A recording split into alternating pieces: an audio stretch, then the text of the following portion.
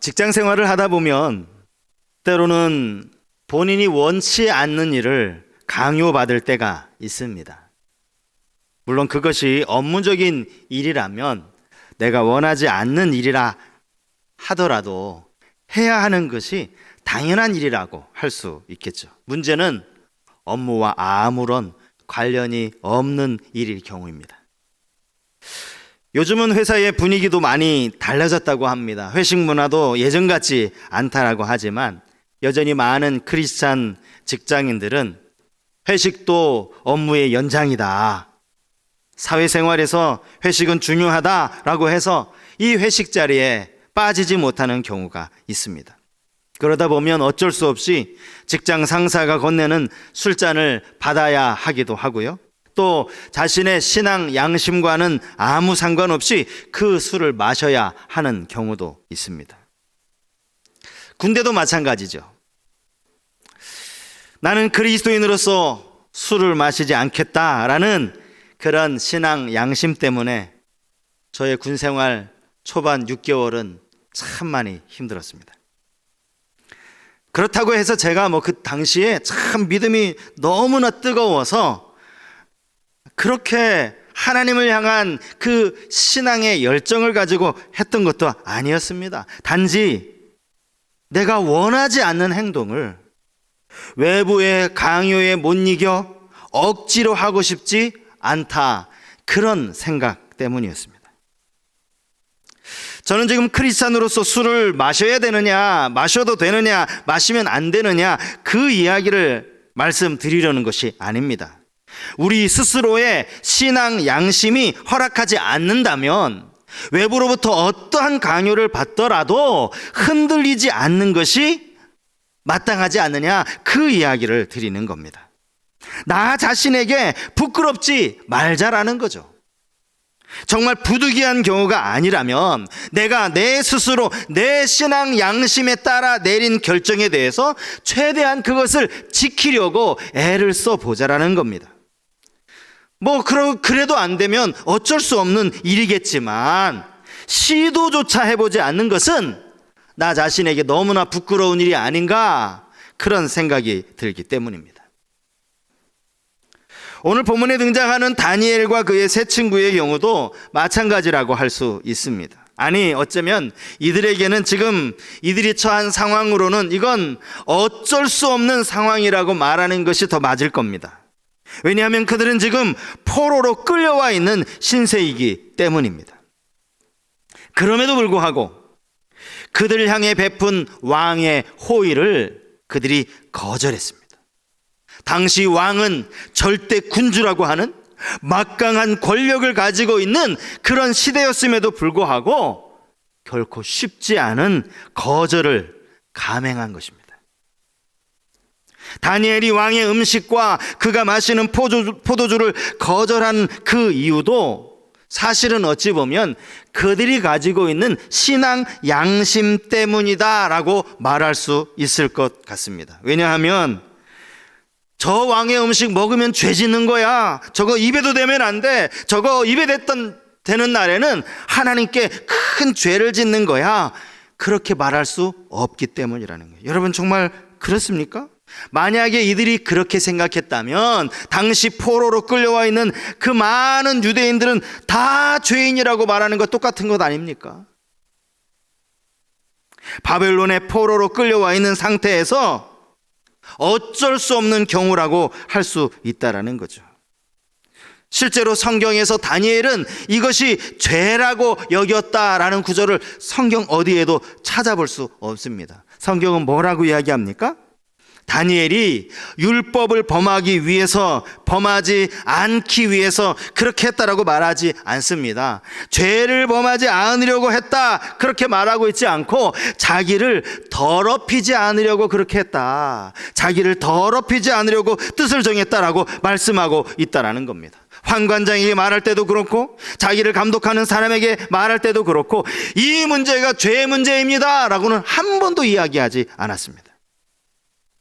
이들이 왕의 진미를 거절한 이유에 대해서는 몇 가지를 우리가 추론해 볼 수 있습니다. 먼저는 그들이 먹어야 하는 음식 중에 모세의 율법에서 부정하다고 규정된 음식들이 있었을 것이기 때문이겠죠. 여러분, 율법에 따르면 돼지고기도 우리가 먹으면 안 되는 거예요. 당시 유대인들은 그랬다라는 겁니다. 왜냐하면 책임지를 못하기 때문이죠. 그는 부정한 동물이었습니다. 그런가 하면 왕의 음식은 먼저 당시 바벨론의 신에게 바쳐진 우상의 제물이었다는 점에서 이들이 아마 이 음식을 거절한 것이 아닌가. 당시 고대 근동의 나라들은 거의 모두가 신에게 먼저 제사를 드리고 최상의 음식을, 신에게 제사한 그 최상의 음식을 왕과 귀족들의 식사로 제공하는 것, 이것이 일종의 관례였다고 합니다. 여러분, 그들이 섬기는 신에게 드린 그 제물, 여러분, 이게 얼마나 흠도 없고 티도 없는 아주 완전한 그런 제물을 드리지 않았겠습니까? 자기들이 섬기는 신, 자기들을 지금까지 지켜준 그 신이었기 때문에 아마 최고로 좋은 가축이면 가축, 최고로 좋은 것을 드렸을 겁니다. 다만 다니엘은 오히려 그것 때문에, 그들이 섬기는 우상에게 드려진 제물이라는 이것 때문에 자신도 더럽혀질 수 있다라고 생각을 한 것이고, 그의 신앙 양심에 따라 이것을 거절하기로 결심을 한 겁니다. 사실 아무리 그렇다 하더라도 포로 신분으로서의 다니엘이 이런 결정을 내리는 것은 사실은 쉽지 않았을 겁니다. 그는 자신이 내린 결정을 알리기 위해서 환관장을 찾아갑니다. 생각으로만 결정하는 것은 아무 의미가 없기 때문에 환관장의 도움을 구하러 찾아간 것입니다. 여기 본문에 나와 있는 이 환관장은 수많은 바벨론 포로들 가운데 다니엘과 세 친구를 선택해준 사람 아닙니까? 그들로 하여금 바벨론의 학문을 배우게 하고 왕이 먹는 음식을 먹게 하도록 선택해준 사람이 바로 환관장입니다. 이 환관장이요, 이들의 이름도 바꿔주었다고 성경이 기록하고 있습니다. 그는 분명히 왕의 신임을 받고 있었을 뿐만 아니라 왕궁의 고위 관리 가운데 한 사람이었습니다. 그에게 다니엘이 찾아가서 구했다라고 성경은 본문 8절에 말하고 있는데, 여기 이 구했다라는 이 단어는요, 간청하다라는 뜻을 가지고 있습니다. 더 정확하게 단순한 간청이 아니라 매달려서 부탁했다라는 그런 의미를 가진 동사입니다. 만약에 환관장이 거절해버리면 아무리 자기 마음으로 결심한 것도 소용이 없기 때문일 겁니다. 저는 오늘 본문에 등장하는 이 다니엘의 모습을 보면서 우리 신앙인들도 때때로 원치 않는 일로 강요를 받게 되었을 때 과연 어떻게 하는 것이 지혜로운 행동인지 우리가 함께 생각하며 은혜를 나누기 원합니다. 세상이 우리를 강요할 때 첫 번째로는 영혼을 위한 결단을 하라라는 겁니다. 영혼을 위한 결단을 하라. 본문 8절 말씀입니다. 다니엘은 뜻을 정하여 왕의 음식과 그가 마시는 포도주로 자기를 더럽히지 아니하리라 하고 자기를 더럽히지 아니하도록 환관장에게 구하니.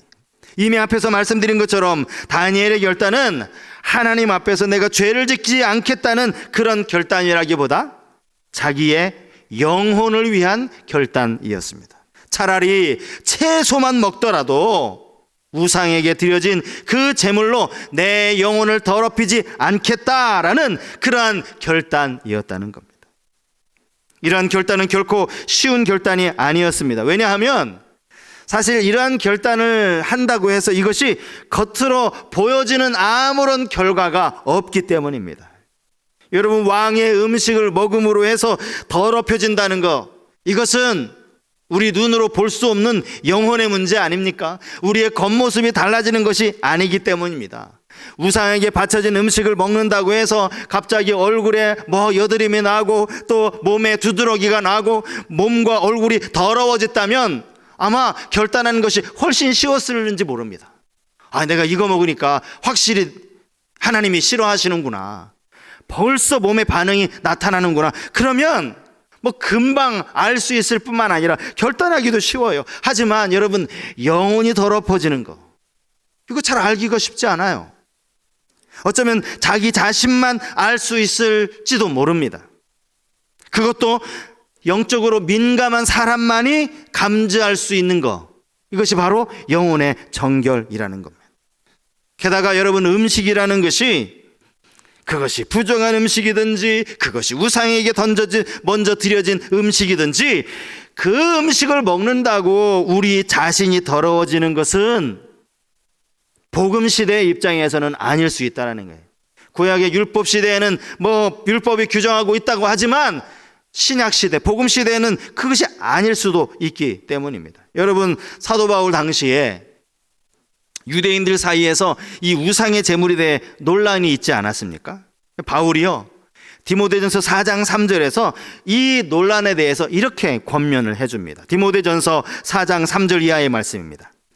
혼인을 금하고 어떤 음식물은 먹지 말라고 할 터이나 음식물은 하나님이 지으신 바니 믿는 자들과 진리를 아는 자들이 감사함으로 받을 것이니라. 하나님께서 지으신 모든 것이 선함에 감사함으로 받으면 버릴 것이 없나니 하나님의 말씀과 기도로 거룩하여 침이라.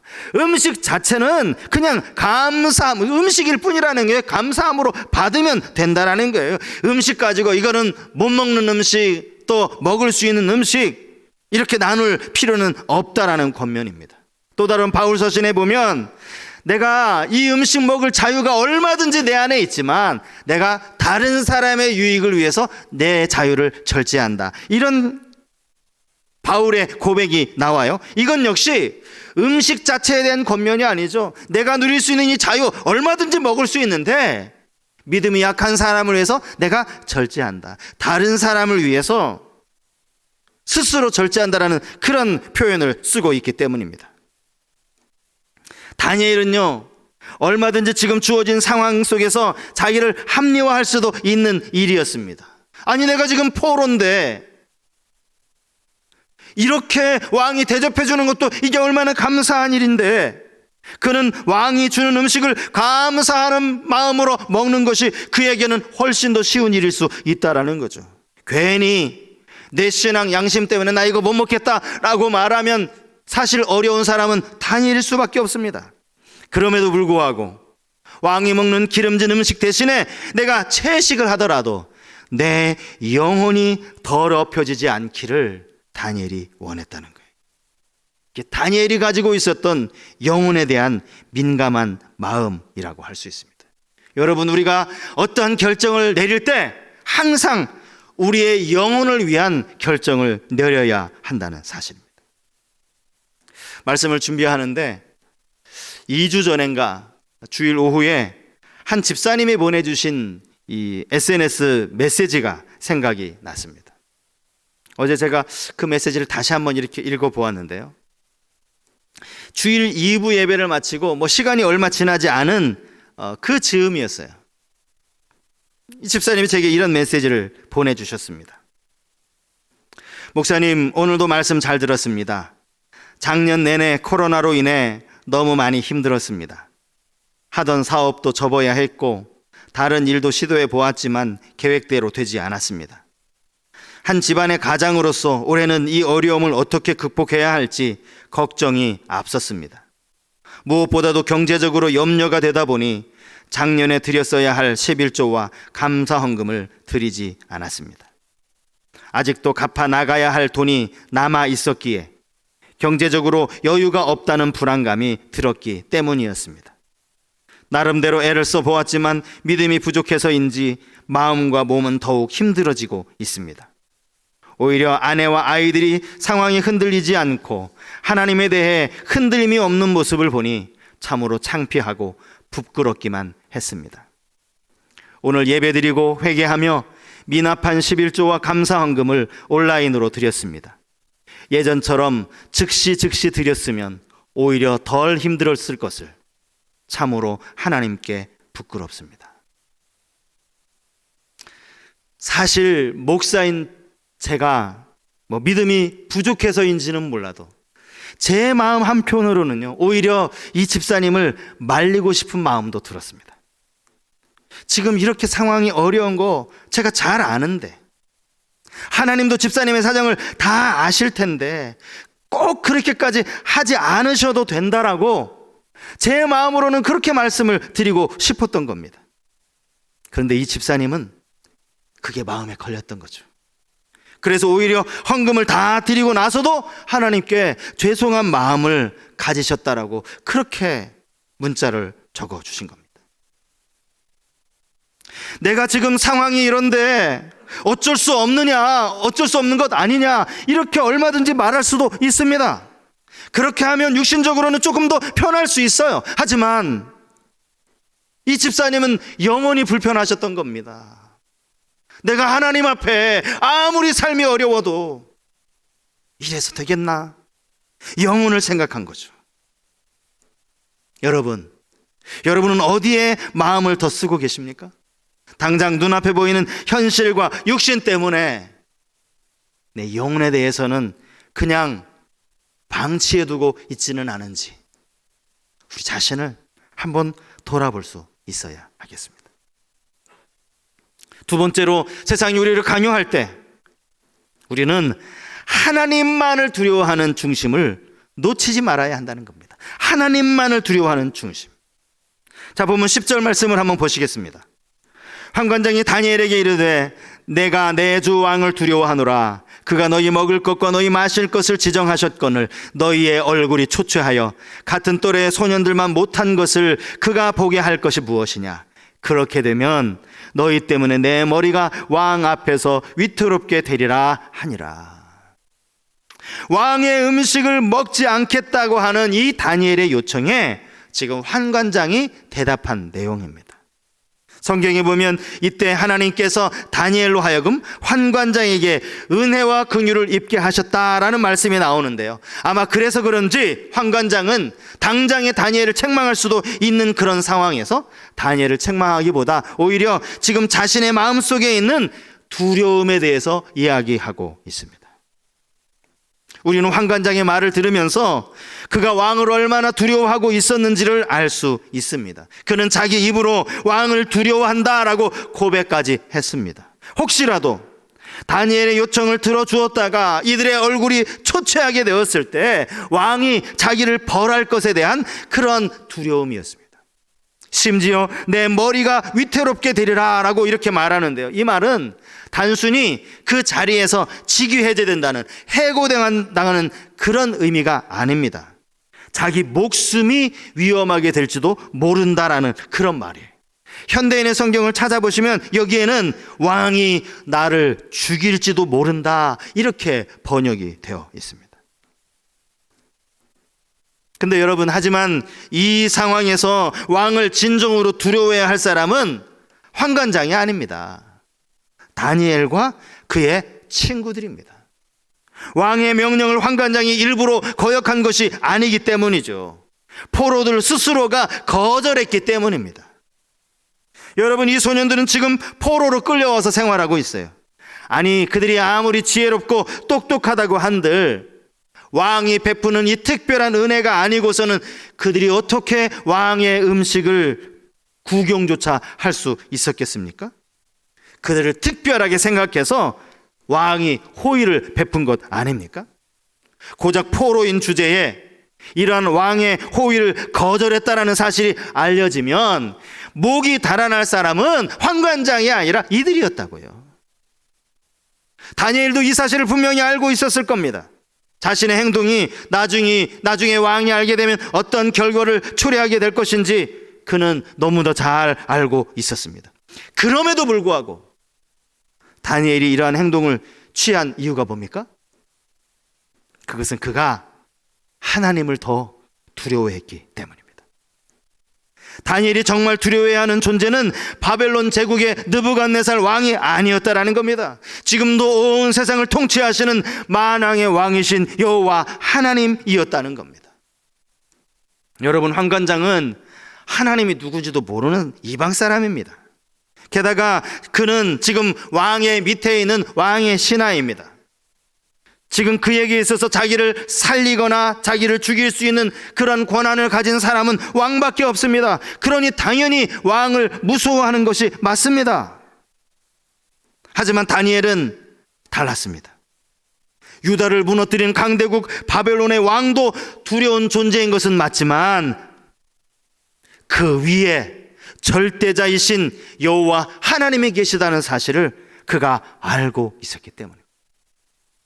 바벨론 왕과는 비교할 수도 없는 절대적인 권능을 가지신 분이 여호와 하나님이라는 것을 그는 알고 있었습니다. 때로 목사인 저 자신을 바라볼 때도 그렇고, 이 땅에서 신자로 살아가는 사람들을 바라볼 때마다 안타까운 마음이 드는 경우가 있습니다. 내 속에 정말 하나님을 두려워하는 마음이 있는가, 이런 생각이 들 때입니다. 사람들은 나보다 조금 더 높은 자리에 있는 사람, 나보다 조금 더 많은 권력을 가진 사람 앞에 두려워합니다.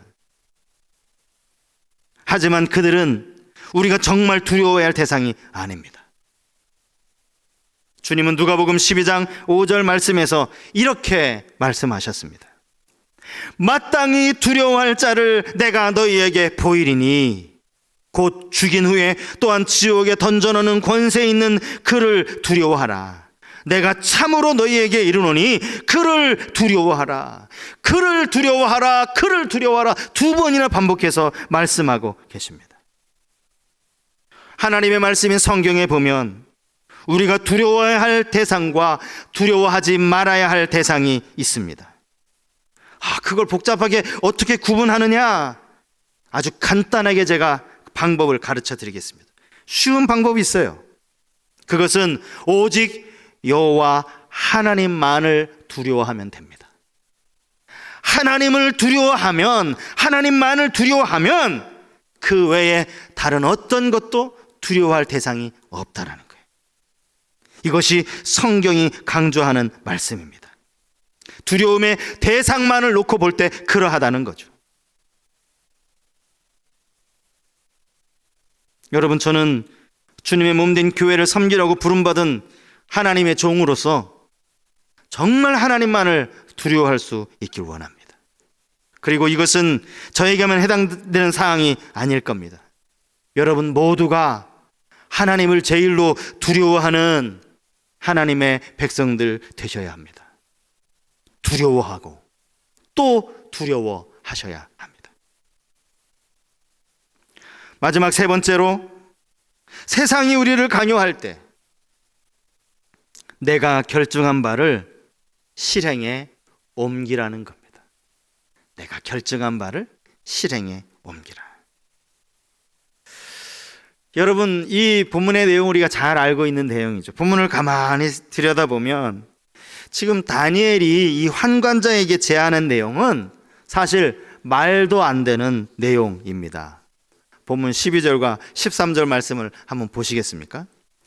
청하오니 당신의 종들을 열흘 동안 시험하여 채식을 주어 먹게 하고 물을 주어 마시게 한 후에 당신 앞에서 우리의 얼굴과 왕의 음식을 먹는 소년들의 얼굴을 비교하여 보아서 당신이 보는 대로 종들에게 행하소서 하매. 이 제안이 너무나 황당한 제안이라는 겁니다. 여러분, 상식적으로 생각해 볼 때 열흘 동안 채소만 먹고 물만 마신 그 사람이 왕의 갖은 진미를 먹은 사람과 그 사람보다 얼굴이 더 좋아 보일 수는 없기 때문입니다. 요즘에야 채소만 먹어서 살이 빠지면 날씬해졌다고, 더 건강해졌다고 좋아할 수 있습니다. 요즘 돈 많은 사람들은 고기보다 더 비싼 유기농 채소를 사다 먹기도 하지 않습니까? 하지만 이것은 오늘날 건강에 대한 기준이 달라졌기 때문에 그런 겁니다. 먹을 것이 풍족하지 않았던 때, 배가 좀 이렇게 나와야 저 집 좀 먹고 사는구나 라고 생각했던 그 때가 있지 않았습니까? 우리 속담에 냉수 먹고 이쑤신다라는 속담이 있어요. 여러분, 왜 물을 마시고 이를 쓰시겠습니까?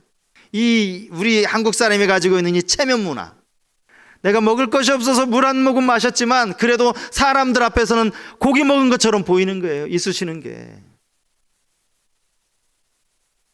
다니엘이 살았던 당시도 마찬가지였을 겁니다.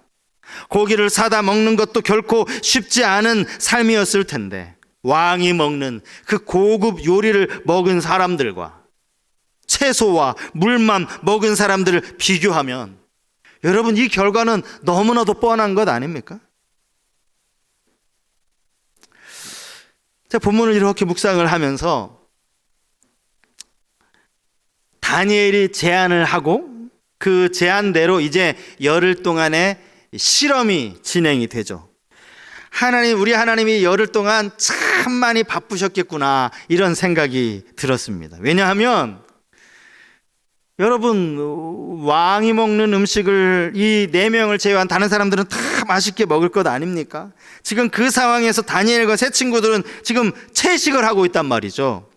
지금 채식을 하고 있는 그들에게 하나님이 부지런히 그들이 먹는 채소 속에 다른 영양소들까지 골고루 집어넣으셔야 했으니 하나님 열흘 동안 얼마나 바쁘셨겠어요.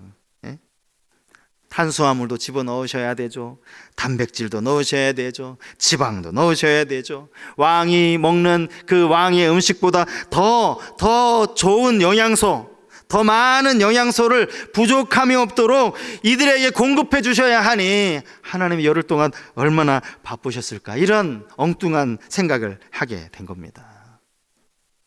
다니엘은요, 이런 말도 안 되는 의견을 제시하면서도 실제로 이 제안이 받아들여지면 어떻게 될까, 이것을 고민한 흔적이 본문에 없어요. 무슨 말인지 아시죠?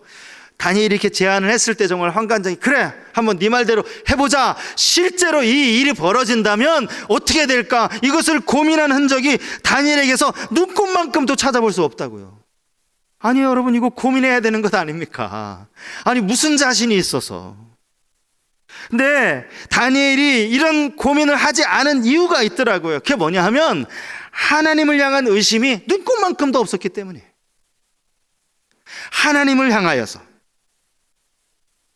여러분, 많은 사람들이 결단하는 데까지는 참 잘해요.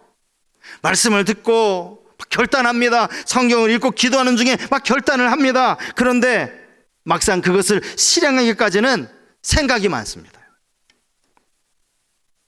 혹시라도 열흘이 지났는데 자기들의 모습이 저 왕의 음식을 먹은 사람보다 더 홀쭉하고 초췌해지면 어떻게 하나, 이런 고민을 하기 때문에 이 결단이 안 되는, 실행이 안 되는 거예요.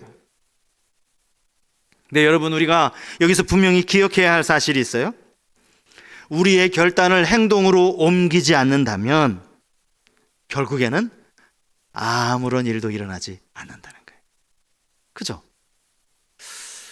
우리가 채식만 먹어도 저들보다 얼굴이 더 좋아 보일 수 있을 텐데 라고 생각만 했다면 아무 일도 일어나지 않는다는 거예요. 성경에 12해를 혈루증으로 고생하는 한 여인 이야기가 나오지 않습니까? 그녀가 예수의 소문을 들었습니다. 그리고 그의 마음속에 이렇게 생각했어요. 내가 그의 옷에만 손을 대어도 구원을 받으리라. 얼마나 대단한 생각입니까? 그런데 그의 생각이 그녀를 낫게 하지 않아요. 그가 고침받은 것은 생각했기 때문이 아닙니다. 그가 실제로 고침받은 것은 수많은 예수님 주위의 무리들을 비집고 들어가서 예수님의 옷에 손을 대었기 때문에 고침받은 거예요. 실행이 이렇게 중요하다는 겁니다. 여러분, 다니엘의 결단과 믿음, 또 그 믿음을 실행으로 옮긴 그 실천이 어떠한 결과를 가져왔는지 본문은 아주 분명하게 우리에게 가르치고 있습니다. 열흘이 지난 뒤 이 4명의 소녀는 정말 하나님이 그렇게 열심히 일하셔서 오히려 왕의 음식을 먹은 소년들보다 훨씬 더 아름답게 보였습니다. 이제 그들은 아무 걱정 없이 왕의 음식이 아닌 채식만 먹을 수 있게 되었다는 겁니다. 세상이 강요하는 것은 거의 모든 경우에 하나님의 뜻과 다른 선택을 하라는 경우가 많습니다. 그러므로 우리는 먼저 이것이 내 영혼을 위해 유익한 일인지 이것을 가장 먼저 고민해 보셔야 합니다. 과연 이것이 내 영혼에게 유익한가? 내 영혼이 건강해지는 길인가? 이것을 생각해야 된다는 거예요. 결단해야 된다는 거예요. 머뭇머뭇거리는 우리를 향해서 세상은 두려운 마음을 가져줄 때도 있습니다. 그때 그 세상에 주는 두려움으로 두려워할 것이 아니라 우리 위에 계신, 우리가 정말 두려워해야 할 여호와 하나님을 두려워할 수 있어야 합니다. 그리고 머뭇 마음으로는 결심을 해놓고 머뭇 용기가 없어서 실행에 옮기지 못하는 것이 아니라 믿음으로 다니엘처럼 실행에 옮겨야 한다는 겁니다. 그래야 세상이 강요하는 대로 살아가지 않고 하나님의 인도하심 따라 살아갈 수 있다는 거죠. 사랑하는 우리 모든 성도님들, 세상에 강요하는 대로 내 의지와는 상관없이 이끌려 살아가는 삶이 아니라 오히려 선하신 하나님의 뜻에 순종하며 살아가는 그런 우리 모든 성도님들 되실 수 있기를 주님의 이름으로 축복합니다.